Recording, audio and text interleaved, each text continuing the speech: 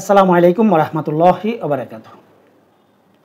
জামাতের মহাসমাবেশ এবং আগামীকাল থেকে বাংলাদেশের রাজনীতিতে যেই পরিবর্তনগুলো আসতে যাচ্ছে এবং আন্তর্জাতিক যেই ষড়যন্ত্রগুলো এখন থেকে শুরু হবে, এই জাতীয় কয়েকটা বিষয় নিয়ে আজকের এই ভিডিওটি।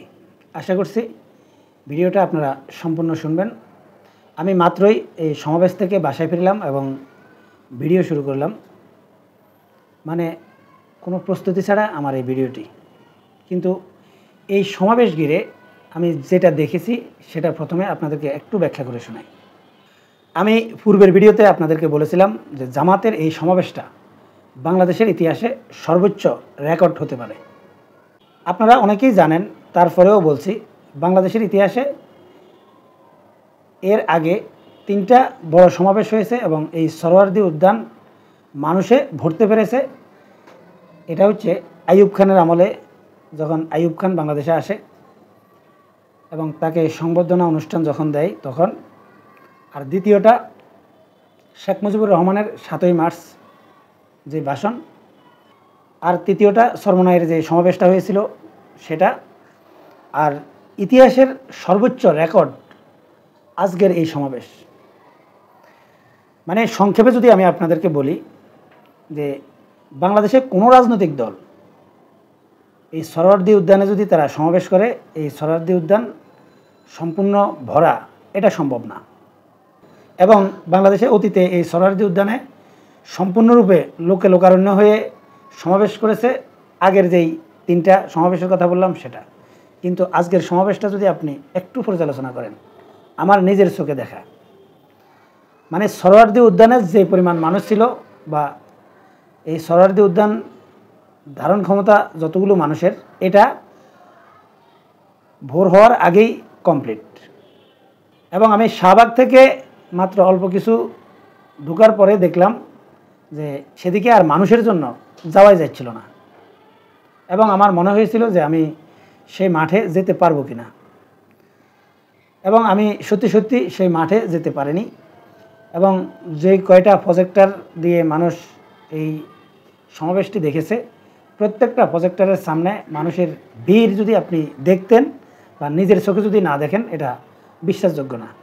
এখন অনেকেই বলতে পারেন, ভাই শুধু সমাবেশ করলে ভোট আসে না, এটা আপনারা ধরে নিতে পারেন, বা শুধু সমাবেশের মাধ্যমে ভোট আসে না, এটা আমিও জানি। কিন্তু একটা ব্যাপার আপনাদেরকে বুঝতে হবে যে এই সমাবেশে যে লোকগুলো হয়েছে, এই লোকগুলোকে কেউ ভাড়ার টাকা দিয়ে আনা হয়নি। মানে নিজেদের ভাড়ার টাকায় নিজেরা এসেছে, নিজেদের খাওয়ার নিজেরাই খেয়েছে। মানে এখানে এই জামাতের পক্ষ থেকে তাদের পিছনে এই সমাবেশকে কেন্দ্র করে যে খরচগুলো ছাড়া অন্য কোনো খরচ করার প্রয়োজন হয়নি। অতএব আপনারা একটু চিন্তা করলে বুঝতে পারবেন, এই লোকগুলো যেহেতু তাদের নিজেদের পকেটের পয়সা খরচ করে এখানে এসেছে, এগুলো সবগুলো জামাতের নির্দিষ্ট ভোটার এবং এদের পরিবারগুলো নির্দিষ্ট ভোটার হবে। এবং এই লোকগুলো সত্যি সত্যি যদি আন্তরিকভাবে জামাতের জন্য যদি কাজ করে, তাহলে তাদের আত্মীয় স্বজন প্রতিবেশীদের মধ্যেও তারা ব্যাপকভাবে প্রভাব বিস্তার করতে পারবে। এটা আপনাদেরকে মাথায় রাখতে হবে।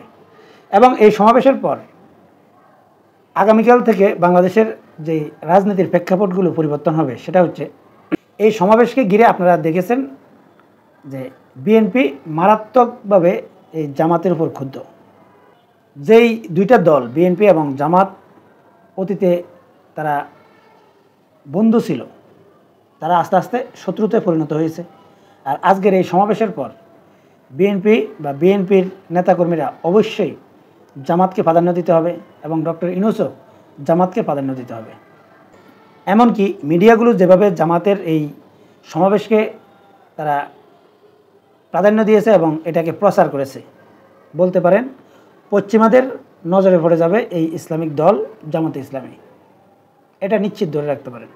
এবং পশ্চিমারা এখন পুরোপুরিভাবে বিশ্বাস করবে যে আগামী নির্বাচনে জামাত ক্ষমতায় আসতে যাচ্ছে এবং যত ধরনের কূটকৌশল আছে এগুলো প্রয়োগ করবে। অন্যদিকে আগামীকাল থেকে বিএনপি এবং জামাতের সম্পর্ক আপনারা ভিন্ন মাত্রায় দেখবেন। মানে বিএনপি যেসব এলাকাগুলোতে প্রভাব বিস্তার করে, আর জামাতের যে রাজনীতি, আমি অতীতের ভিডিওগুলোতেও বলেছি, তারা পাওয়ার পলিটিক্স করে না, বা পাওয়ার পলিটিক্স কীভাবে করতে হয় সেটাও জানে না। নিশ্চিত ধরে রাখতে পারেন, আগামীকাল থেকেই এই জামাতের নেতাকর্মীদের উপর বিএনপির স্থানীয় নেতাকর্মীরা আক্রমণ করবে, এটা নিশ্চিত। এবং এই আক্রমণের সংখ্যাটা আপনারা এখন অনলাইনে খুব বেশি দেখবেন। এছাড়া আরও যে পরিবর্তনগুলো আসবে, বিএনপির মধ্যে যারা চাঁদাবাজি করত এবং যে চাঁদাবাজির ঘটনাগুলো আমাদের সামনে আসে, এটা সংখ্যায় অনেক কম। এর কারণ হচ্ছে, বিগত সময়ে সরকারি দল যখন ক্ষমতায় থাকে, প্রত্যেকটা রাজনৈতিক দলে কিন্তু চাঁদাবাজি করেছে। এই চাঁদাবাজি নিয়ে আগামীকাল আরেকটা ভিডিও করব, যে শুধুমাত্র কি বিএনপি চাঁদাবাজি করে নাকি ইসলামিক দলগুলোও চাঁদাবাজি করে, সেই বিষয়গুলো নিয়ে, এবং এই ইসলামিক দলগুলো এবং বিএনপির চাঁদাবাজির মধ্যে পার্থক্যগুলো কী কী, এবং বাংলাদেশে এই রাজনৈতিক দলগুলোর নেতারা এই বিলাসবহুল জীবনযাপন কিভাবে করে, রাজনৈতিক দলগুলোর ইনকামটা কী, এই বিষয়গুলো নিয়ে বিস্তারিত আলোচনা করব। কিন্তু এখন আমি যেটা বোঝাতে চাই, যে কোনো দল যখন ক্ষমতায় থাকে তারাই চাঁদাবাজি করে। এখন চাঁদাবাজির যে খাতগুলো আছে, এগুলো যেসব প্রক্রিয়ায় চলে, এইসব প্রক্রিয়ার ওই অবস্থানের লোকগুলো জানে যে তাদেরকে চাঁদা দিয়েই কাজ করতে হবে, এবং এটা প্রচার করলে তাদের ক্ষতি হবে। আর এটা জেনে এটা মানুষের সামনে আসে না বা কেউ বলে না।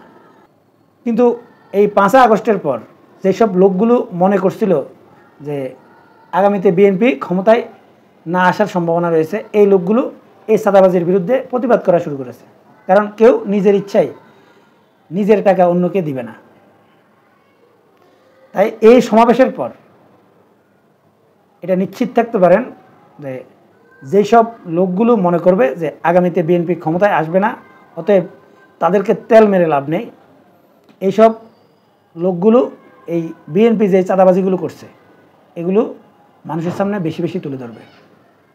অতএব বিএনপির নেতারা হয় সাধু সন্ন্যাসী হয়ে যাওয়া প্রয়োজন, আর না হয় বিএনপি বিগত সময়ে যেই পরিমাণ সমালোচিত হয়েছে এই চাঁদাবাজি দখলবাজির জন্য, তার চাইতে কয়েক গুণ বা কয়েকশো গুণও বেশি এই সমালোচনার শিকার হতে পারে।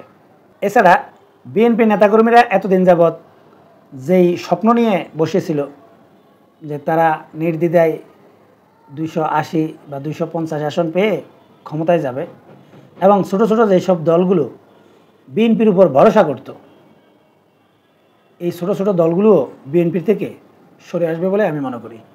এবং আগামীকাল থেকে দেখবেন বিএনপি নেতারা অতীতে যেরকম ভারসাম্যহীন বক্তব্য দিয়েছে তার চাইতে বেশি ভারসাম্যহীন বক্তব্য দিবে, এবং জামাত এবং বিএনপির মধ্যে দ্বন্দ্ব তৈরি হয়ে যাবে, এবং সেটার প্রেক্ষাপট খুব সহসা আপনারা দেখবেন। আরেকটা যে বিষয়টা জামাতের জন্য সবচাইতে বেশি চ্যালেঞ্জিং হবে, সেটা হচ্ছে আন্তর্জাতিক যে ষড়যন্ত্র, এগুলো অনেক বেড়ে যাবে। এবং আমি এখন পর্যন্ত এটা বিশ্বাস করি যে যদি ইসলামিক দলগুলো সতর্ক না হয়, তাহলে হয়তো বাংলাদেশে রাজনীতির ভিন্ন কোনো সমীকরণ আসতে যাচ্ছে, মানে তৃতীয় কোনো শক্তির আগমনও হতে পারে। কারণ যদি এটা নিশ্চিত হয়ে যায় যে ইসলামিক দলগুলো সত্যি সত্যি আগামীতে ক্ষমতায় চলে আসবে, তাহলে আন্তর্জাতিক ষড়যন্ত্রগুলো মারাত্মক গভীর হতে পারে। এবং আমি মনে করি ইসলামিক দলগুলো অবশ্যই এই দিকে সবচাইতে বেশি সতর্ক থাকা প্রয়োজন। সম্মানিত দর্শক, আপনারা কি মনে করেন? কমেন্টসে লিখে জানাবেন। এখনকার মতো এই পর্যন্তই। আল্লাহ হাফেজ।